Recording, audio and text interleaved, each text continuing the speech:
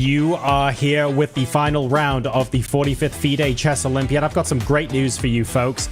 We were in the process of ending the stream. We then realized the tie breaks are actually a little bit too close to call right now. So what we're going to do is keep going, and we're going to keep watching some of the games. Whether or not they affect things or not almost doesn't matter at this point. We want to focus on the chess, focus on some of the great games being played in the playing hall, and then we'll give you an update at the end rather than sit here and speculate. I love that we're extending the broadcast. I love that we're going to get to see more faces and more games on the show today. I hope you guys will join us and support some of the titanic work that the players are doing in this playing hall right now. So without further ado, we're going to hop into Romania, Moldova. Two names you might not have heard of on the broadcast today, but Robert, Daniel, plenty of stuff to talk about still as we work out what the final standings are. Absolutely, and also this position. We don't know what the final result will be because Danya, at least at first glance, it looks like Black almost has a fortress. How is White going to get those pawns going? Oh my goodness, Romania and Moldova, they're neighbors. And again, nothing about this match makes sense. Yeah, Kirill Shevchenko, he's White, no, he's Black. The 2670 player is on the ropes here trying to hold the Maginot Line, a fortress, an improbable fortress, Robert. Usually when you have an extra pawn on top of your queen, it's always winning. Here's two things. I think it's winning. I also think Егor Lashkin knows what's on the line. If he wins, he takes the match. He draws the match. If he doesn't, Romania wins. Oh my gosh. That's what you need 6 hours into a round. This kind of tension. And for Lashkin, he's made it a Grandmaster norm, so he may have the FM title to start the competition. I think he's about to become a Grandmaster, so huge round of applause are deserved for Lashkin. Except if you're Shevchenko, you do not want to give your opponent any credit, and he is not going down without a huge fight here, Danya. Look at this defense. Rook d6, knight on e8, just making sure that you have the f6 square covered. So is White's winning plan somehow to bring the king back around to e5? Lashkin's about to pull a Larry Christensen, go from FM to GM without IM. People ask if it's possible. Of course it's possible. Who needs to be an international master anyway? That's lame. But you know what else is lame? This king placement on G5. Here's how you win, Robert. You don't win with a tactic. You win by slowly turning up the pressure dial. You huff and you puff, and eventually the house is brought down. By putting the king on E5, you're adding an extra layer of pressure on the two squares that the rook will inhabit. And that, I think, should set up a potential for a queen giving itself up for the rook and getting a winning pawn in game. Do you think I'm accurate here? I think that's the goal, but I'm wondering that even if the white king goes to e5, there are other squares on the 6th rank, namely c6 and h6. Like, how can you actually chase this rook down? Look at Lashkin. Look at how he changes the seat. He cannot sit still. He's like, every body part is shaking. Well, it's important to these players. I mean, this may not be for these teams getting a medal, but you know how much they care. They're representing their countries proudly. And if Moldova can tie Romania, that's a huge upset. Romania is so much higher rated than them. All credit to you, Robert. Егор Лашкин, what a tournament he's had. He's given Lashkins to several GMs, Stepan Zilka. He's drawn Ariantari. This FIDE Master has performed. To beat a 2700 in the last round to save a match for your underdog country, yeah, just put yourself in his shoes for a second. Now, you don't want to do that. It's nerves. You don't want to miss a fork. Can you step onto e5? And Robert, important, do you give up f5 for b6 or no? I think you would if Black allows it, but I guess, is Black going to keep up the 6th rank defense and say, my rook will just slide on over back and forth, and I'm not going to take your pawn f5 even if I can? Ooh, placing the white king under Bucharest. Is Kirill Shevchenko. I mean, look at how he has constructed this fortress. Literally the 8th rank. There's no 9th rank. This is the last spot the knight can be to keep a square for the black rook. King e5 played. Pause. Oh, check. I think I see a second winning plan, Danya. Is that if rook h6 is played here, does white have like a queen a6 followed by pawn to a5? Robert. Is that available in some lines? Oh my, I'm so sorry. Can you say that again? I interrupted you. No, you go ahead. It's not, I mean, I think I answered my own question that it's not actually a winning plan. So what are you looking at? Queen a6 followed by a5. Your contribution is much weightier than mine. I was going to propose rook c5 and rook a5 because if you can trade off the queenside pawns, I think that should be a draw because then black can focus on the single enemy on f5. So rook c5, Robert, king to d4. No, there the problem is rook takes f5, rook takes f4, and a skewer. Oh my goodness. Shevchenko needs to find it with 10 seconds. Oh my goodness, I wasn't even looking at the clock. Both players down under a minute. And for Shevchenko, where did he go? Gotta He go. made a move. Gotta move. He went rook d6. Rook d6. And apparently the bar says white's now winning. Can you just... My instinct in a bullet game, in a bullet brawl, I go queen h7. That seems like a very smart try because you're trying to give up a check on h8, take the knight with your queen, and win the black rook. And he grabs it, but it only goes one square over to b7. Also good. Encroaching on the rook's territory. Oh my gosh, rook f6, queen d7. Black is running out of oxygen. And that Maginot line might have to shift further downward. That means giving up another pawn, and that means losing the game. Queen d7, is that the secret sauce? That would be my first temptation, and the black rook has to go to h6. Danya, what's so frustrating about this position, if you're thinking about it from Lashkin's perspective, is this rook has just enough squares, right? It goes d6, c6, back to f6, back to h6. You're playing a game of keep away. And you keep pushing and pushing, but how do you push the rook off of h6? Sometimes the rook has one too many squares, like the pigeonhole principle, right? It's like you can keep two squares under control at the same time, but there's always going to be a little third square that's there to annoy the heck out of you. Rook h6, queen d8, Robert, rook c6. And that's what he'll say while he plays it. I'm getting frustrated just looking at this position. You know, you can sense that you're winning. If you're Lashkin, we see that the engine suggests that white should be winning, but where is the actual breakthrough going to come from? Oh, that's Ivan Sokolov, I believe. It's an unmistakable expression. Head tilted forward, hands over the mouth, thinking, I had this position 1983. Lubomir Lubovich in Tilburg. Where did that white queen seem like it went to a square like d5 or nice centralization? It dropped off the map. But Danya, how do you actually stop? Oh, it's a b5, and the bar slips down. But even the computer, like the computer needs to have a high... I don't know what the winning plan is. Knight... Are you kidding me? Oh my goodness. If that knight slides out, there could be knight f7 check is available to black, and maybe that's a better defensive construction. But he keeps the status quo, and let's calm down just for anybody who's jumping up and down together with the eval bar. Kirill Shevchenko says, if it ain't broke, don't fix it, Robert. I don't see the plan with the engine. I don't know. I don't know what the plan is because black has 3 squares. How do you keep them controlled? And he didn't play knight d6 as queen b4 would have pinned the knight. But now, I guess knight d6 is the recommended move. And Danya, the plan might be rook f6 next, and rook takes f5. Like, that pawn on f5 is stuck in place. This is like the 4-color problem in math. It's a very simple statement made in the 1600s. I think that took 400 years to prove. This is like, black has 3 squares, okay? There's no way to fork the black rook or to win the a-pawn.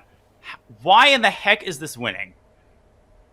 I guess it's not anymore, and why the heck is this a draw is a next good question. But I guess knight d6, what a difficult move to play when you're this exhausted. You've been playing for countless hours throughout the entire Olympiad.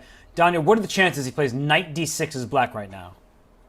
I mean, that involves calculating a variation or detecting a threat, neither of which I am able to do at this moment.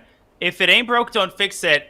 Yeah, but if you think you see a forced draw, that takes precedence. I'm trying to look with my heavy-duty stockfish now, just the cheat code, but like I got to be careful with my word choice. I'm not playing this game. It's Kirill Shevchenko. I see. You're not... Oh my gosh, Robert. Of course, it's obvious when you put the target position. Black king on f8, white queen on d7. Okay, so... That's it. That's the target position. Wait, queen f8. Rook c6. Queen... See, the black king is just going to, instead of being on f8, it will like hang out on d8. Cockroach. It's like the cockroaches in South Carolina. You swat at them and they end up on the other side. That little rook right there. And it's a roving rook. And I just want to give a quick shout out to the arbiter's tie. I don't know if you've seen it. That's a chess tie. I don't know if it's team captain or arbiter. I guess you said team captain right there, right? For Moldova. But I see a chess tie. And that is, I think, distracting me from the specifics of this endgame that seems like an impenetrable fortress, but it apparently isn't a fortress because white is supposed to be winning. Okay, queen g4. Queen f7 check was winning on the spot because of king d8. Oh my gosh, here it is. Can I quickly show 2 seconds? 2 seconds. Just so people I'm happy know. to see stuff. Oh, but the queen was on b4. I thought the queen was on c4. Ay, ay, ay. No, back to the live board. Let's wait until the next instance. He'll have another chance to put the target position on the board. I guarantee it. Okay, so I don't even know what the target is. I'm not sure the players know what the target is at this late hour in the Olympiad. But Danya, you have to give a round of applause to these players. They're really giving it their all. The queen going back and forth. Rook f6. Danya, how are we kicking this darn rook knight construction What's black's move? out? Rook f6. Queen g2 is the move here, apparently. Okay, but then you have to calculate things like rook c6, and it looks like he went elsewhere. Hard to see. Queen g. I need to show this. Can we bring up an analysis board? You need to see this idea, like right now. Queen g2. Yes. This is how insane this is. Really quickly, rook h6, check. If this position was with black to move, it's Zugzwang, so you check, and triangulate with the queen. Why is this important? Black's rook has 2 squares. No matter where it goes, the queen gives itself up for the knight, transitioning into a winning pawn endgame. And now I get why I was winning even with the king on f8. There would be queen h7 ideas in the exact same vein, it's likely. Ooh. So that is wild to see that there's triangulation. The players, they're exhausting all options. And Danya, I mean, no time on the clock. So it's not like you could sit there and think for 20 minutes. Now I see Ivan Sokolov in the background. Whoa. He pushed his pawn? But I don't know if you want to because you might lose that pawn. Lashkin has to calculate. I wouldn't push it. He did push it. He's still pressing for a win after f6 Pushing check. But maybe it is a winning plan, Danya, because the white queen can deliver a bunch of checks and the black king might have to step on an awkward square. I wouldn't do it, and that's why I'm not sitting on that chair, and Егор Lashkin is. Oh my lands. Queen d3, that should be the winning move. Rook d7. Queen So b3, just hit the b6 pawn.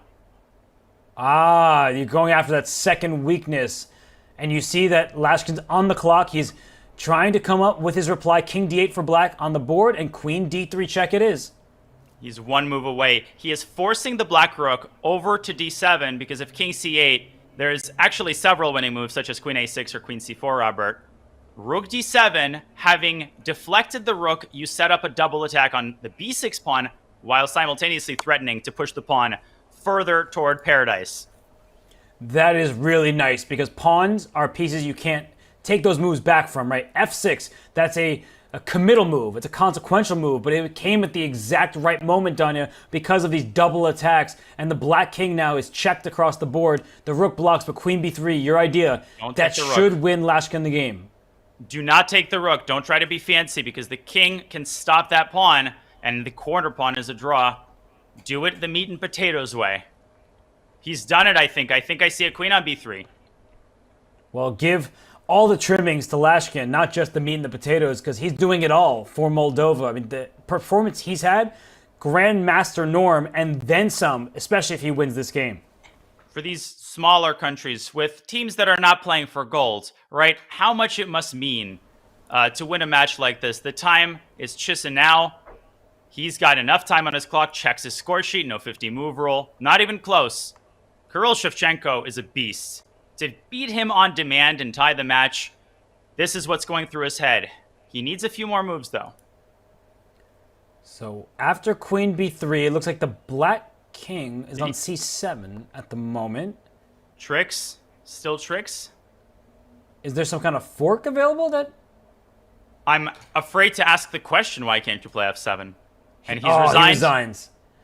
And you know what, Danya? Moldova ties Romania. And that's not just important for the Moldovans who are thrilled to secure this match tie.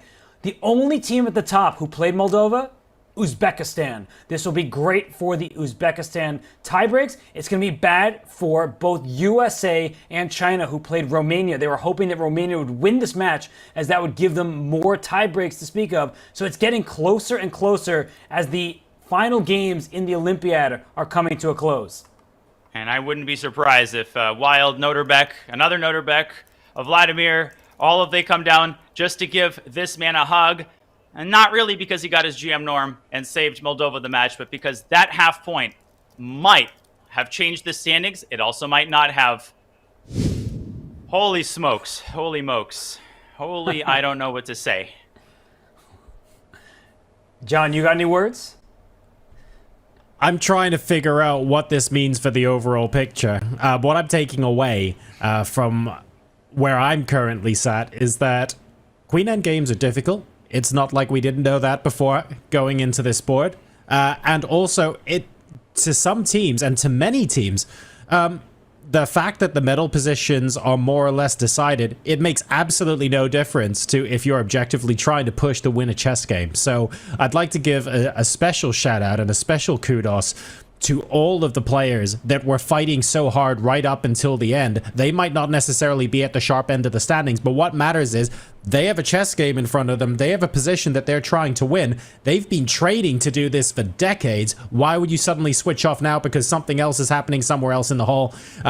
Full credit to them. What an absolutely wonderful way to end the games in the playing hall. Obviously, we've got some number crunching to do now, but Danya, just because your team isn't medaling, for example, you don't switch off at that point. I think we've crunched the numbers, John, and the factory, right? I don't know why I came up with this analogy.